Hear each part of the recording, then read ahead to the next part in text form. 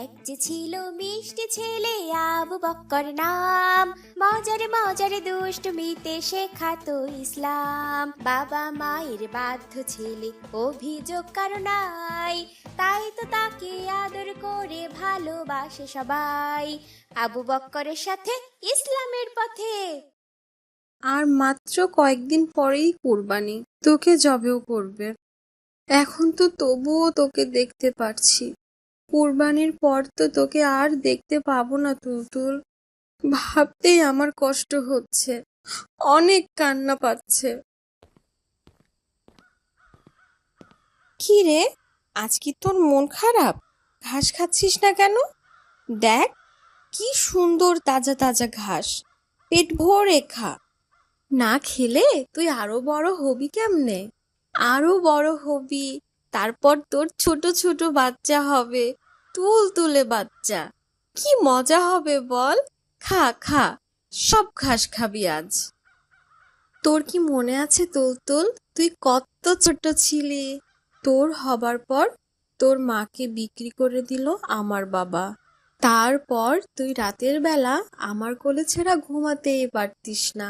তোকে গোয়াল ঘরে রেখে আসলে তুই দৌড়ে আমার কাছে চলে আসতিস। তোর কি মনে আছে তুই ছোটবেলায় অনেক তুলতুলে নরম ছিলি? আর এই জন্য আমি তোর নাম দিলাম তুলতুল। একবার তুলতুল ডাকলেই হয়, দৌড়ে আমার কাছে চলে আসতিস। আমার তো মা নাই, বোন নাই, ভাই নাই, তোকে আর বাবাকে নিয়েই তো আমার সংসার। তুই ছাড়া আমার এত কাছের আর কে আছে বল। তোকে অনেক ভালোবাসি রে তুলতুল। মা, মা গো, তোর তুলতুলকে যে একটু সাজিয়ে গুছিয়ে দিতে হয়। বাবা, তুলতুলকে কোথায় নিয়ে যাবে? আজকে থেকে কুরবানির হাট, ওকে বিক্রি করতে নিয়ে যাব। অভাবের সংসার মা, কুরবানির হাটে একটু দামটা বেশি পাওয়া যায়। ওরে বিক্রি করে তবুও যদি কিছু দেনা শোধ করা যায়। এটা কি বলছো বাবা, তুমি তুলতুলকে বিক্রি করে দিবে? ও ছাড়া আমি কিভাবে থাকবো বাবা? আমি ওকে দিতে পারবো না বাবা।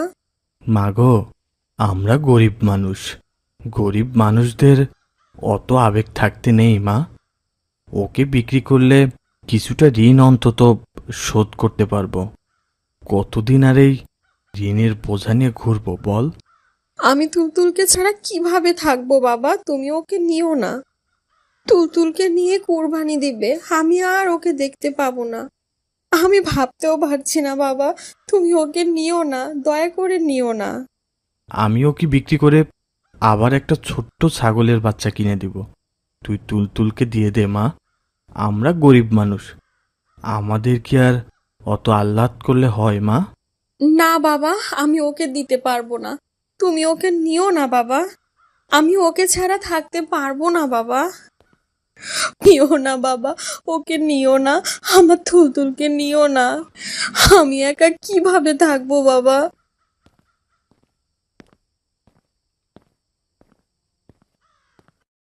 আবু বকর, বাবা আবু বকর, আসসালামু আলাইকুম বাবা।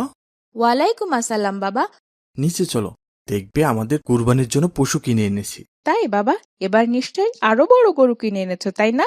না বাবা, এবার আমরা একটা ছাগল কুরবানি করব ইনশাআল্লাহ। খুব সুন্দর একটা ছাগল নিয়ে এসেছি। শুধু ছাগল? আব্দুর রহমানরা কত বড় গরু কিনে এনেছে, আর আমরা মাত্র একটা ছাগল কুরবানি করব বাবা। মান সম্মান থাকবে আমাদের? বাবা আবু বকর, কুরবানি দেওয়া কোনো মানুষকে দেখানোর জন্য না বাবা। মানুষের কাছে মান সম্মান বাড়বে, এই উদ্দেশ্যে আমরা যদি কুরবানি করি তাহলে আমাদের কুরবানিটাই হবে না। আমরা কুরবানি দেই মহান আল্লাহ পাকের সন্তুষ্টির জন্য। এই বছর আমার হাতে গরু কেনার মতো অত টাকা নেই, তাই ছাগল এনেছি। আল্লাহ পাক যেটা কুরবানির জন্য সামর্থ্য দিয়েছেন ওটাতেই আমাদের সন্তুষ্ট থাকা উচিত বাবা। আচ্ছা বাবা, আমি দুঃখিত, এরপর আর ভুল হবে না। চলো দেখে আসি আমাদের কুরবানির পশু কোথায় রেখেছো বাবা। যাও বাবা, বাসার নিচে বেঁধে রেখেছি, দেখো। আচ্ছা বাবা, আমি এখনই যাচ্ছি।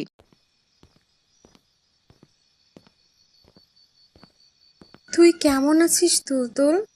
তোকে ছাড়া আমার একদম ঘুম হয় না। তুই একা একা এখানে ঘুমোতে পারিস?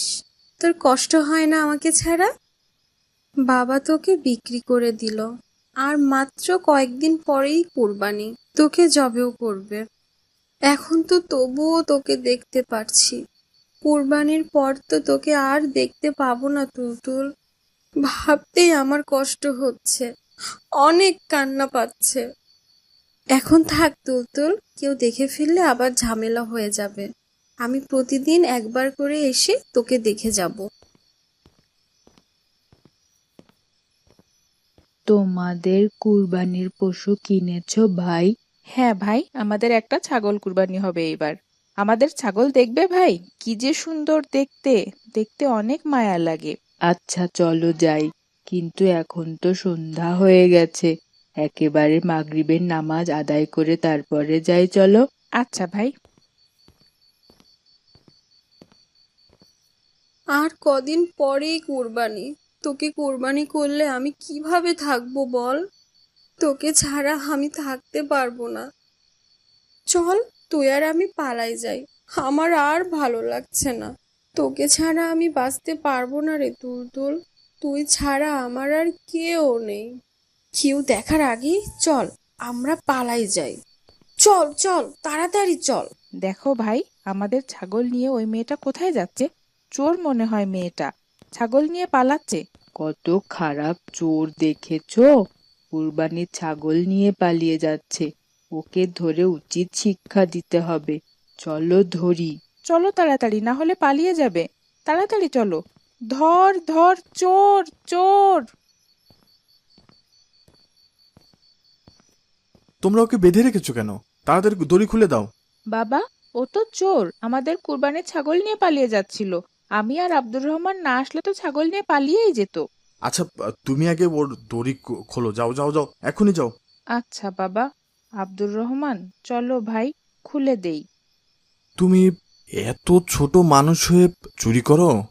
চুরি করা তো মহা অন্যায়ের কাজ মা। এটা কি ঠিক করেছো মা? চাচা, আমি এর আগে কখনো চুরি করিনি কিছু, আজকে প্রথম চুরি করছি। কিন্তু কেন মা? তোমাদের কি অনেক অভাব অনটন? অভাব আছে, এটা সত্য, কিন্তু আমি অভাবের জন্য চুরি করিনি চাচা। তাহলে কেন চুরি করেছো? এটা কি ঠিক হয়েছে তোমার? চাচা, আপনারা যে ছাগলটা কুরবানির জন্য কিনে এনেছেন ওটা আমাদের ছাগল ছিল, বাবা বিক্রি করে দিয়েছেন আপনাদের কাছে, ওটাকেই চুরি করতে এসেছিলাম। ওটা তো আমরা কিনে এনেছি, তাহলে তুমি আবার চুরি করতে আসলে কেন? ওই ছাগলটা যখন অনেক ছোট ছিল তখন ওর মাকে বিক্রি করে দেয় আমার বাবা। তারপর ওই বাচ্চাটাকে আমি আমার কাছে অনেক আদর যত্নে বড় করতে থাকি। ওকে গোয়াল ঘরে রাখলে দৌড়ে এসে আমার কাছে ঘুমোতো, আমাকে ছাড়া একদম ঘুমোতে পারতো না। আমিও ওকে ছাড়া ঘুমোতে পারতাম না এক রাতও। আমি ওর নাম দেই তুলতুল। ও আমাকে এত ভালোবাসতো যে একবার তুলতুল বলে ডাকলে হয়, এক দৌড়ে আমার কাছে চলে আসতো, যেখানেই থাকুক। আমার মা ভাই বোন কেউ নেই, বাবা বাইরে বাইরে কাজ করতো। সারাদিন বন্ধু বলতে একমাত্র তুলতুল ছিল আমার।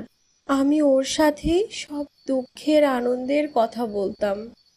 সেই তুলতুলকে বাবা কোরবানির জন্য বিক্রি করে দিয়েছে। আমার আর কেউ নেই চাচা। তুলতুলের কোরবানি হবে সেটা আমি মানতে পারিনি, তাই ওকে চুরি করতে এসেছিলাম। তোমার কথা শুনে আমারও অনেক কষ্ট লাগলো মা। তোমার প্রিয় জিনিসটার কুরবানি হবে, এটা তো তোমার সৌভাগ্য মা। এটা তো একটা সামান্য ছাগলের বাচ্চা। আমাদের নবী হজরত ইব্রাহিম আলাইহিসসালামের নিজের কলিজার টুকরা একমাত্র পুত্রকে কুরবানির জন্য আল্লাহ নির্দেশ দিয়েছিলেন। তিনি কোনো কিছু চিন্তা না করে নিজের পুত্রকে কুরবানি করেছিলেন। তাহলে চিন্তা করো, সেটা কত হৃদয় বিদারক কষ্টের ব্যাপার। কুরবানি করা হয় মহান আল্লাহ সন্তুষ্টির জন্য। ইব্রাহিম আলাইহিসসালাম যদি আল্লাহর সন্তুষ্টির জন্য নিজের পুত্রকে কুরবানি করতে পারে, তাহলে এই ছাগল তো খুব সামান্য ব্যাপার। তোমার তুলতুলকে আল্লাহ কুরবানির জন্য কবুল করেছেন। এটা তো তোমার তুলতুলের জন্য আল্লাহর মেহেরবান। আল্লাহ তাকে কবুল করেছেন। জি চাচা, কিন্তু আমার অনেক কষ্ট হচ্ছে তুলতুলের জন্য। আমার আর কথা বলার কাছের কেউ থাকলো না। শোনো মা, যতদিন কুরবানি না হয় ততদিন তুমি আর তুলতুল আমাদের বাসাতেই থাকো, ওর দেখাশোনা করো, আর আল্লাহকে ওর কুরবানির কবুলের জন্য দোয়া করো মা। এটা তুলতুলের জন্য সৌভাগ্য, ও কুরবানির জন্য কবুল হয়েছে।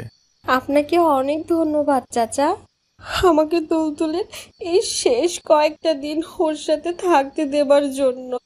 হ্যাঁ, কিছু খেয়েছো মা? না চাচা। আবু বকর, তুমি ওর জন্য খাবারের ব্যবস্থা করো এখনই, যাও। আচ্ছা বাবা, আমি এখনই যাচ্ছি।